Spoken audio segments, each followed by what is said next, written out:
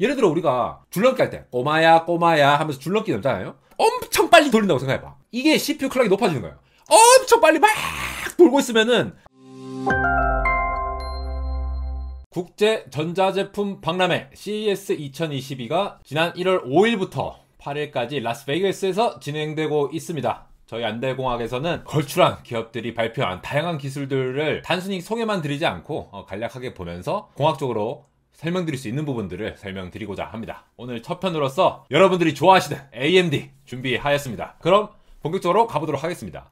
지난 컴퓨텍스 2021에서 리사수 박사님이 발표한 지가 얼마 안 된 것 같은데 또 이제 CES 때문에 새로운 제품들을 또 발표를 하게 됐죠. 바로 이분! 전반적으로 다 발표를 하고 다른 대표분들이 발표를 해주셨는데 오늘은 CES 2022에서 나왔던 AMD의 모든 발표를 리뷰한다기보다는 이번에 발표된 제품들 중에 가장 주목을 받을 만한 부분이 노트북용 APU가 되거든요. 그 부분 관련해서 살펴보도록 하겠습니다. 처음에는 보통 이 여느 기조 연설과 비슷하게 AMD 리사수 박사는 처음에 이제 하이 퍼포먼스 컴퓨팅이 시작된다. 뭐 우리 삶에서 이런 것들이 굉장히 많이 필요하다. 그래서 우리는 이런 것들을 또 준비를 하고 있다. 클라우드 서비스뿐만 아니라 엔터프라이즈용, 뭐 서버용, 아니면 이제 PC, 노트북, 그리고 콘솔도 AMD가 많이 잡아먹고 있죠. 그 다음에 나중에 이제 테슬라 쪽도 협업을 하고 있고 이런 것들에 대한 내용들을 얘기를 했습니다. 그런 다음에 지금 이 PC 마켓이 굉장히 크고 있다라는 거.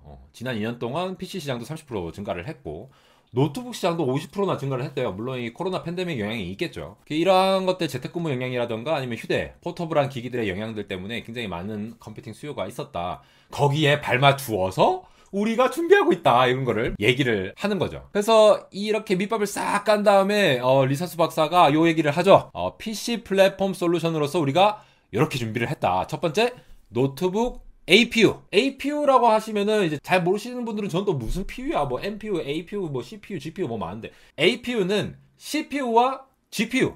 요거를 잘 채택해서 통합해서 만든 SoC를 말하는 거고요. 이번에 AMD가 발표하는 거는 노트북용 APU를 얘기를 할 거다. 그러면서 소개를 하죠. AMD 라이젠 6000 시리즈로서 뒤에 보면은 굉장히 다양한 벤더들이 있죠. 노트북 만드는 분들, 에이서, 에이서스, 델, HP, 레노버, 마이크로소프트, 서피스까지. 요런 데에 우리가 강력한 노트북 APU를 공급하겠다라고 얘기를 하고 있는 거죠. 그래서 딱 꺼내듭니다. 저도 뭐 하나 들어야 될 것 같습니다. 이 앞에 현미 녹차가 있네. 리사수 박사의 전매 특허 포즈 아닙니까? 이거 딱 들고 보여주는 거. 저는 이 현미 녹차 딱 보여주는 거. 자신감, 프라이드의 표현이죠.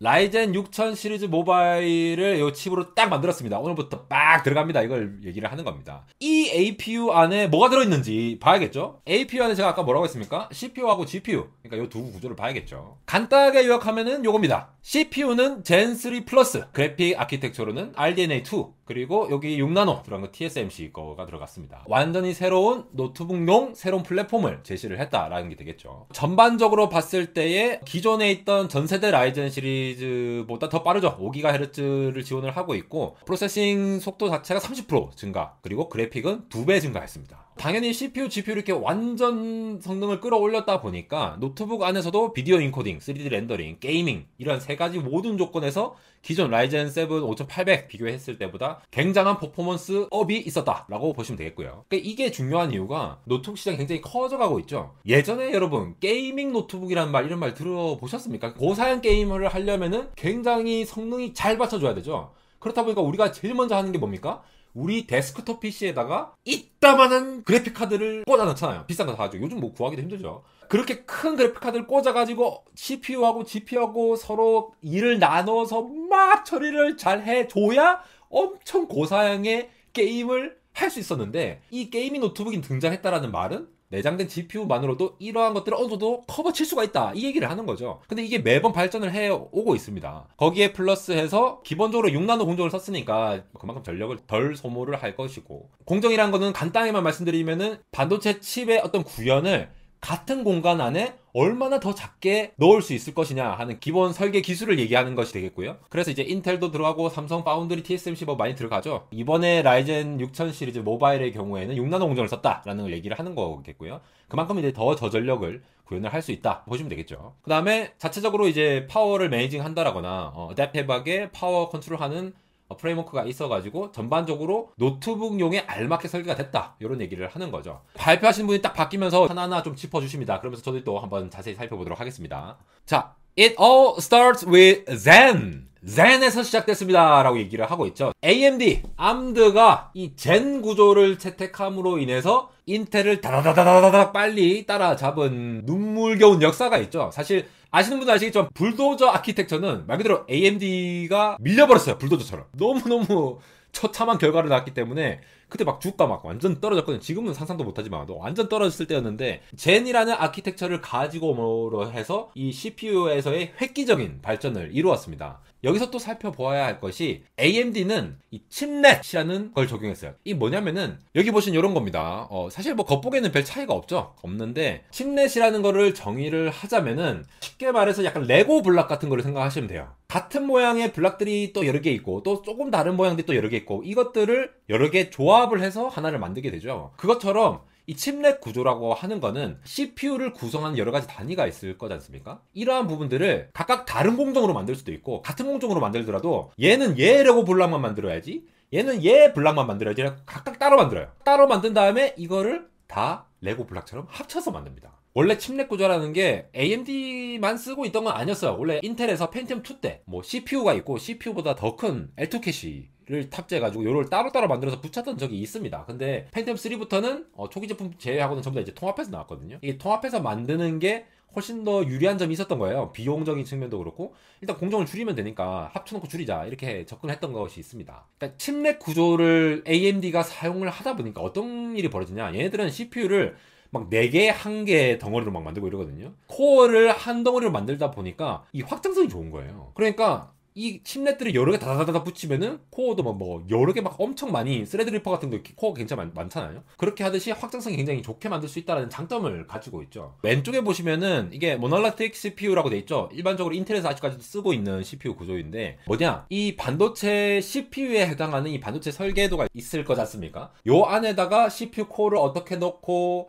아이온을 어떻게 넣고 배선을 어떻게 할 것이며 이런 것들을 설계를 하는 방식이거든요. 그런데 칩넷 구조 같은 경우에는 훨씬 더 작은 애들을 각각 만든 다음에 합친다. 요렇게 하는 겁니다. 이게 왜 이러냐? 반도체는 wafers라고 하죠. 웨이퍼. 우리가 아는 웨하스예요. 웨하스. 과자 있잖아요. 과자. 바닐라 웨하스. 그 바닐라 웨하스가 어떻게 생겼습니까? 이게 겹겹이 이렇게 막 쌓여 있잖아요. 겹겹이 쌓여 있는 것들을 쫙 잘라갖고 이렇게 톡톡톡 이렇게 떼서 먹잖아요.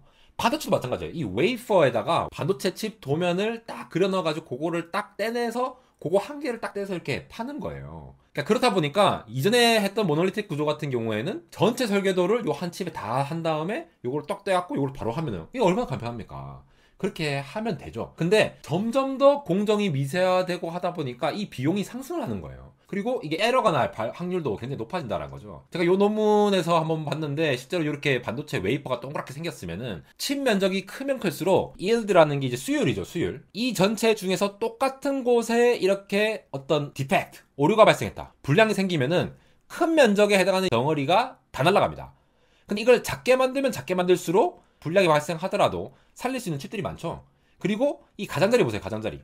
가장자리 보시면은 이 가장자리에도 더 작으니까 좀 더 다 채워 넣을 수 있잖아요. 그러니까 칩넷 구조라고 하는 거는 작게 설계한 것들을 최대한 많이 뽑아내서 수율을 높이고 그것들을 이것저것 레고 블록처럼 합쳐가지고 그렇게 설계를 한다라고 보시면 되겠습니다. 그게 이제 젠2 아키텍처에서 적용됐고 이제 젠3까지 올라오면서 점점 더 발전이 됐죠. 그래서 여기 보시면은 멀티 스레드, 싱글 스레드 성능이 다 나오죠. 이전 라이젠 세대보다 28%, 11%. 야, 28%밖에 안 되는데 뭐 이렇게 할 수도 있는데 이게 굉장히 많이 는 거예요. 그리고 이 CPU 성능이 또 개선이 되려면 우리가 흔히 IPC 효율이 좋아진다고 합니다. IPC가 뭐냐면은 Instruction per Clock이에요. 한 클락 한 클락마다 CPU가 얼마나 많은 Instruction, 명령어를 할 수 있느냐. 우리가 보통 CPU 하면은 기가헤르츠, 몇 기가헤르츠, 1초에 몇 번 클락이 왔다 갔다 하느냐. 요거가 빠르면 점점 빨라질 것 같잖아요. 근데 이게 어떤 아키텍처를 쓰느냐에 따라서 IPC, 그러니까 실제로 얘가 한 클락당 얼마나 많은 인스트럭션, 명령을 할 수 있느냐가 정해집니다. 예를 들어 우리가 줄넘기 할 때 꼬마야 꼬마야 하면서 줄넘기 넘잖아요.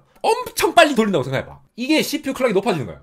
엄청 빨리 막 돌고 있으면은 계속 빨리 돌면 뭔가 빨리 동작을 하잖아요. 근데 그 안에 사람이 안 들어가면 무슨 소용이야. 사람이 들어가야 될 거 아니야. 막 빨리 돌고 있는데 그 안에 사람이 빨리 들어가고 타타타타 뛸 수 있다. 그러면 IPC 효율이 좋은 거죠. 그래서 그 구조를 어떻게 할 거냐 잘 설계한 게 젠3 플러스에도 잘 적용이 된 것 같아요. 그래서 이렇게 생산성을 높일 수 있었다. 그 다음에는 이제 제가 말씀드린 GPU. AMD에서는 이제 RDNA 세컨드 제너레이션이죠. RDNA2라는 아키텍처를 해가지고 12개의 컴퓨터 유닛 넣어서 제대로 만들었다. 이렇게 얘기를 하고 있죠. 산업계에서 첫 번째로 하드웨어 레이트레이싱을 APU 안에 집어넣었다. 레이트레이싱이라고 하는 거는 요런 겁니다. 여러분 이게 라이언 킹 실사판 아시죠? 영화 보시면은 저희가 보면 진짜 사자가 움직이는 거 같잖아요. 저 다 컴퓨터 그래픽이거든요. 근데 어떻게 우리가 진짜 같다라는 걸 느끼느냐? 결국은 어떠한 객체, 대상 사자를 만들 때 그림자 효과라든가 약간 이 털이 약간 털 하나하나 이런 모습들이 빛에 따라서 어떻게 표현되느냐를 빨리빨리 처리를 해줘야 됩니다. 그래서 이렇게 보시면은 우리가 카메라에서 입장에서 보는 이 뷰가 있으면은 우리가 진짜로 본 요 대상이 있죠. 이 대상에 빛이 어떻게 비치느냐, 그러면 그림자가 어떻게 발생하느냐, 그리고 조명이 어디 있냐에 따라서 반사가 되는 것도 있을 거고, 이런 것들은 결국 컴퓨터에서 처리를 한다고 합시다. 이거를 전부 다 GPU가 계산을 해야 돼요. 그럼 그거를 GPU 계산하다 보니까 이 레이트레이싱 전용 코어를 GPU에 넣은 거예요. 요거를 제일 먼저 한 게 사실 엔비디아죠. 정확하게 말하면은 엔비디아가 APU로 만든 건 아니고 RTX 20 시리즈, 30 시리즈에 레이트레이싱 코어, RT 코어를 탑재를 해서 레이트레이싱만 전용으로 할 수 있는 거를 만들었습니다. 제가 엔비디아 비장의 무기 영상에서 자세히 소개드렸으니까 참고하시고요. 그래서 이 RDNA2 아키텍처를 사용을 하게 된다면은 지금 딱 보면은 왼쪽에 인텔, 오른쪽에 엔비디아랑 비교했는데 훨씬 높죠. 훨씬 높으니까 가져왔겠지. 그래서 이게 이미 지난달부터 약간 소문이 돌았어요. RDNA2 아키텍처 사용하면은 점수가 MX450보다 훨씬 높다. 이런 얘기가 사실 많았거든요. 그래서 엔비디아도 가만히 안 있죠. AMD가 RDNA2 아키텍처로 요거를 제시를 했으니까 엔비디아는 아마 MX550을 할 겁니다. 엔비디아에 DLSS 2.0이 있다고 하면은 AMD에는 Fidelity FX Super Resolution, FSR이라고 우리 줄여서 부르죠. 제가 영상에서도 이게 다루었는데 FSR이라는 것들이 범용적으로 쓰일 수 있는, 심지어 엔비디아 그래픽카드 혹은 인텔 그래픽카드에도 쓰일 수 있는 기술이다 보니까 하이엔드 유저분들은 야 그래도 AMD는 엔비디아 못 따라가 이러지만 보급형, 저 같은 GT 1030 쓰는 사람들 그런 사람들은 이런 걸 이용해서 조금이라도 게임의 체험성을 좀 더 향상시킬 수가 있죠. 그래서 FSR을 이용해서 굉장히 다양한 각 게임들마다 프레임을 높일 수 있었다라는 걸 말하는 거고요. 그리고 All New Connected Laptop Platform, 그러니까 랩탑에서 지원하는 이 칩셋 전체 플랫폼을 새로 만들었다. 이거 보면 스펙이 장난 아닙니다. 일단 USB4 당연히 지원하고요. PCI도 젠4까지 지원을 합니다. DDR은 새로 나오는 이제 DDR5 다 지원할 수 있도록 만들어 놨고 Wi-Fi 6E도, 그리고 여기 보시면은 흐름이랑 디스플레이 포트 둘 다 최신 버전으로 흐름이 2.1이고요.